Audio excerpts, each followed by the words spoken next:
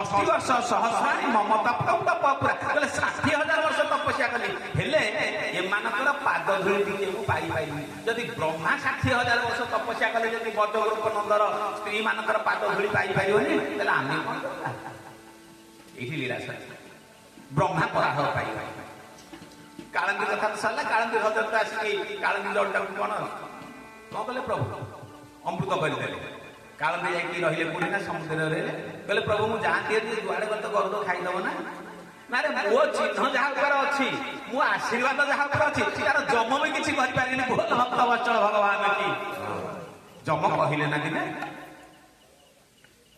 स्वपुरुष विक्षपास बदती जम तस्य कर्ण मूले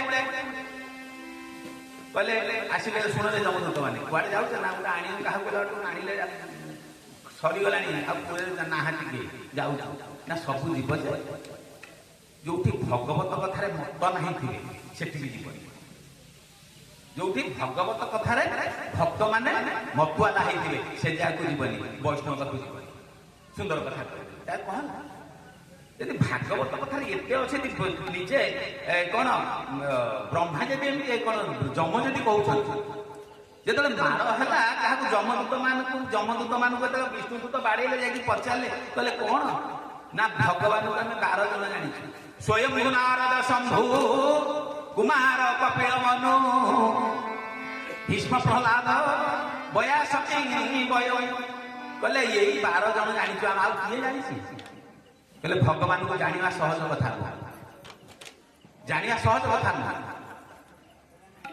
तेणु भगवान कथा हूँ अन्य लीला करिए गोटे हूँ बात्सल्य लीला गोटे हूँ माधुर्य लीला गोटे हूँ ऐश्वर्य लीला ये 3 लीला ये जो पिला होते से ऐश्वर्य लीला को देखते पूतना मारे ऐश्वर्य लीला ना कौन माने 7 दिन बालक गोटे पूतना राक्षस मारे शबर टाक भांगी सप्तासुर को मारे द्रोणावर्त को मारे अघा को मारे बका को मारे धेनुकासुर को मारे बकासुर समस्त को मारे ये हूँ यही लीला भितर ऐश्वर्य लीला प्रकट कर कौन धरदे ना गोवर्धन गिरी टेकी धरले से गोवर्धन को धरले ये गोवर्धन कौन इंद्र कहला प्रभु कहले कौन कि पूजा कर ना इंद्र पूजा हम क्या इंद्र वर्षा कर सब बची प्रभु कहले इंद्र कौन देवता भगवान कृष्ण कहले इंद्र कौन देवता इंद्र देवता ना ये वर्षा क्या कहूँ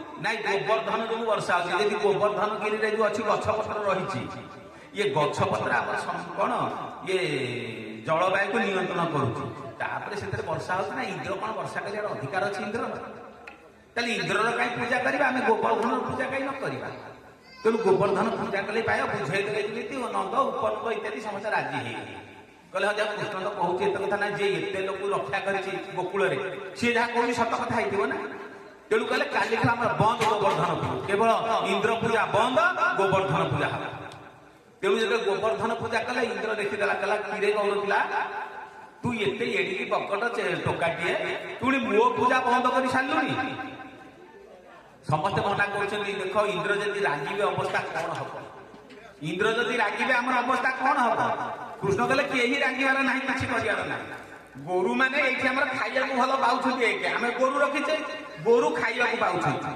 ये वर्षा होती आकरी लोग पूजा करा जी वर्षा कर पूजा करा अन्य लोक पूजा करवा ठीक ठीक प्रभु रही इंद्र कौन कले ना 49 मेघ डकईदे कहले आस सब कहले से गौर पिला ये बेपार कर जीव पूरा वर्षा हम सब घड़घड़ी चढ़चढ़ी मारिक सब कौन कर ये कर जमी गोकुल भासी देखा किए रक्षा कर गोकुल समस्त आसी वर्षा है 49 मेघ बहिला कौन कले प्रभु काणी आनिले समस्त डाकिले कहले आस समस्त कहले नंद कौन है देखुच केते वर्षा है कौन है घड़घड़ी चढ़चढ़ी मारुची बिजुली मारुची कौन अवस्था हम कृष्ण भगवान कहले कहीं भय करनी सांगे सांगे धरले कहीं देखी ना सीधा टेकिले गिरी धरले काणी आंगुठी ये काणी आंगुठीर पब्बटा हाथर काणी आंगुठी बल केते 10 सहस्र दंता हाथीर बल जेतिकी गोटे दिग्गजर बल से दिग्गज अच्छा चारि दिगरे अच्छा 10,000 ଦନ୍ତାହାତୀଙ୍କର ବଳ ଯେତିକି ଗୋଟେ ଦିଗ୍ଗଜର ବଳ ସେତିକି, 10,000 ଦିଗ୍ଗଜର ବଳ ଯେତିକି ଗୋଟେ ଐରାବତର ବଳ ସେତିକି, 10,000 ଐରାବତର ବଳ ଯେତିକି ଗୋଟେ ଇନ୍ଦ୍ରର ବଳ ସେତିକି, 10,000 ଇନ୍ଦ୍ରର ବଳ ଯେତିକି ପ୍ରଭୁଙ୍କର କାଣି ଆଙ୍ଗୁଠିର ବାମ ହାତର କାଣି ଆଙ୍ଗୁଠିର ପଗଟା ହଉଛି ତାଠୁ ଅଧିକ। ବୋଲ ଭକ୍ତ ବତ୍ସଳ ଭଗବାନ କି। ମାନେ ଦେଖନ୍ତୁ କାଣି ଆଙ୍ଗୁଠିର ବଳ କେତେ ପ୍ରଭୁଙ୍କର। ଆରେ ପ୍ରଭୁଙ୍କୁ କିଏ ଜିତିଛି ସଂସାରରେ? ପ୍ରଭୁ କାନି ଆଉଠେ ଟେକି ଦେଇ କହିଲେ ସବୁ ପଳେଇ ସେ ଭିତରେ ରହିଲେ। ଭିତରେ ରହିଲେ ସୁଦର୍ଶନ ଚକ୍ରକୁ ଡାକିଲେ, କହିଲେ ସୁଦର୍ଶନ ତମ କାମ ହେଲା ଯେତେ ବର୍ଷା ହଉଛି ସବୁ ତ କଣ କର ଶୋଷି ଦିଅ। ନିଜେ ବଳଭଦ୍ର କଣ କଲେ ନା ନାଗ ହେଇକି ରହିଲେ, କହିଲେ ମୁଁ ତ ସହଜେ ନାଗ। ଚାରିପଟ ଯାକ ବନ୍ଧ ହେଇକି ରହିଗଲେ, ଯେତେ ବର୍ଷା ହେଲା ଭିତରକୁ ଟୋପେ ପଶିଲାନି। ଇନ୍ଦ୍ର ଯେତେ ପ୍ରକାର ବଜ୍ର ମାରିଲା ସବୁ ତକ ସୁଦର୍ଶନ ଚକ୍ର କଣ କଲେ? ତାକୁ ନଷ୍ଟ କରିଦେଇ ଗଲେ। 7 ଦିନ କାଳ ବର୍ଷିଲା। 7 ଦିନ ବର୍ଷା ପରେ ଇନ୍ଦ୍ର ଦେଖିଲେ ଯେ ହେଇପାରିବନି। ଇଏ ଗୌଡ଼ ପିଲାମାନେ ଯୋଉ ସାଙ୍ଗ ଥିଲେ କହିଲେ ଦେଖିଲେ କହିଲେ ରେ କାହ୍ନା ତୁ ଧରିଛୁ କେତେ ଦିନ ଧରିବୁ? ସେ ବାଡି ଖଣ୍ଡିଏ ଖଣ୍ଡିଏ ଲଗେଇଲେ। ଜୀବନ ବିକଳ ନା, ସେ ସମସ୍ତେ ଖଣ୍ଡିଏ ଖଣ୍ଡିଏ ବାଡି ଲଗେଇଦେଲେ। 7 ଦିନ କାଳ ସରିଲା, ବର୍ଷା ହେଲା, ପାଣି ଦେଲେ ଯାଇକି ଭିତରକୁ, ସମସ୍ତେ ସୁରକ୍ଷିତ ଅଛନ୍ତି। ଇନ୍ଦ୍ର ଦେଖିଲା କହିଲା ଆରେ ହେ ଭୁଲ କରିଦେଲି।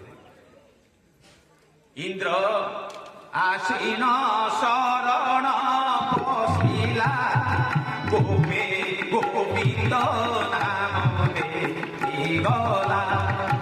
ଶରଣ ପଶିଲା କହିଲା ଇଏ ହଉଛନ୍ତି ଗୋବିନ୍ଦ। ପଚରା ହେଲା କୃଷ୍ଣ ଭଗବାନ, ପ୍ରଭୁ ଆପଣ ଏଣିକି ପିଲାଟି ହେଇକି ଏଠି ବକଟେ ପିଲା ହେଇକି 7 ବର୍ଷର ପିଲା 7 ଦିନ କାଳ ଇଏ କାଣି ଆଙ୍ଗୁଠିରେ ଟେକିକି ରଖିଲେ ନା ମୁଁ କଣ ଟେକିଥିଲି କି? କୁଛ ମାଖନ ବଲ ବଢା। ମୁଁ ଯୋଉ ଚୋରି କରିକି ସବୁ ୟା ତା ଘରୁ ମାଖନ ଖାଉନଥିଲି, ସେ ମାଖନ ଖାଇକି ପୁରା ବଳ ହେଇଯାଇଥିଲା। ପ୍ରଭୁ କହିଲେ ଆଜି ଗୋପୀମାନଙ୍କୁ ରକ୍ଷା କରି ଗୋପାଳକୁ ରକ୍ଷା କରୁଛି, ତେଣୁ ଯୋଉ ମାଖନ ଗୁଡାକ ମୁଁ ଚୋରେଇକିରି ଖାଇଥିଲି, ମୁଁ ଏକୁଟିଆ ଖାଇନି, ମୋ ସାଙ୍ଗରେ ମୋର ସାଙ୍ଗମାନେ ସବୁ ଖାଇଥିଲେ। ତେଣୁ ଆମେ ଯୋଉମାନେ ସବୁ ମାଖନ ଖାଇଥିଲୁ ସମସ୍ତେ ବଢୁଆ ହେଇଥିଲେ। କୁଛ ମାଖନ ବଲ ବଢା, କୁଛ ବାଳକ ତାର ସହାୟ। କହିଲେ ବାଳକ ମାନେ ସବୁ ଠେଙ୍ଗା ଟିଆଣ ସବୁ ଲଗେଇଦେଲେ। ମୁଁ ତ ସହଜେ ବଢୁଆ ହେଇଥିଲି ମାଖନ ଖାଇକି, ମୋ ସାଙ୍ଗମାନେ ଦେଖିଲେ କଣ କଲେ ଲଗେଇଲେ, ଠେଙ୍ଗା ଗୋଟିଏ ଲଗେଇଦେଲେ। ତାଙ୍କର ଠେଙ୍ଗାର ବଳ ହେଲା। ସବୁ ସତ୍ତ୍ୱେ ରାଧାରାଣୀ କୃପା ଆସେ। ଯଦି ରାଧାରାଣୀ କୃପା କରି ନଥାନ୍ତେ ତାହେଲେ ଆମେ ଗୋବର୍ଦ୍ଧନ ଟେକି ପାରିନତେ। ବୋଲ ଭକ୍ତ ବତ୍ସଳ ଭଗବାନ କି। ଆଜି ଗୋବର୍ଦ୍ଧନ ଲୀଳା ହେଲା। ବସ୍ତ୍ର ହରଣ ତ ଜାଣିଛନ୍ତି, ପ୍ରଭୁ କଣ ବସ୍ତ୍ର ହରଣ କଣ କରିବେ? ପ୍ରଭୁ କାହାକୁ ଜାଣିନାହାନ୍ତି କି? ତିଆରି କରିବା ବାଲା ସିଏ। ଯୋଉ କାରିଗରଟା ଗୋଟେ ଦୁର୍ଗା ମୂର୍ତ୍ତି ତିଆରି କଲା ବା ସରସ୍ୱତୀ ମୂର୍ତ୍ତି ତିଆରି କଲା, ସିଏ ଜାଣିନି ଅଙ୍ଗ କୋଉଠି କଣ ଅଛି? ଇଏ ଜଗତକୁ ସୃଷ୍ଟି କରିବା ବାଲା, ଜଗତକୁ ତିଆରି କରିବା ବାଲା ହଉଛନ୍ତି ପ୍ରଭୁ। ସିଏ ଜାଣିନାହାନ୍ତି। ସମସ୍ତେ କହନ୍ତି ସେ କଣ କଲେ? 16 ସହସ୍ର ଗୋପନାରୀଙ୍କ ସହିତ ସିଏ ରମଣ କଲେ। କେତେ କଣ ଖରାପ ବୋଲି ଏବେ ବି ଲୋକ କହୁଛନ୍ତି। ସୋସିଆଲ ମିଡିଆ ଦେଖି ମୂର୍ଖ ଗୁଡା କହୁଛନ୍ତି। ସୋସିଆଲ ମିଡିଆରେ ଗୋଟେ ମୂର୍ଖ ପଣ୍ଡିତ ମୂର୍ଖ ବାହାରିছে। ସେ କେବଳ କାଲି ଏଇଟା ହିନ୍ଦୁ ଧର୍ମକୁ ନଷ୍ଟ କରିବା ପାଇଁ ସେ ବ୍ୟବସ୍ଥା ଚଲେଇଛନ୍ତି। ପ୍ରତି ମୁହୂର୍ତ୍ତରେ କେମିତି ହିନ୍ଦୁ ଧର୍ମ ନଷ୍ଟ ହବ। ଭାଗବତ ବିରୁଦ୍ଧରେ କହୁଛନ୍ତି। ଇଏ ବାବାଜୀ ରୂପ ଧରି କହିଲେ ଭାଗବତ ବିରୁଦ୍ଧରେ କହିବାକୁ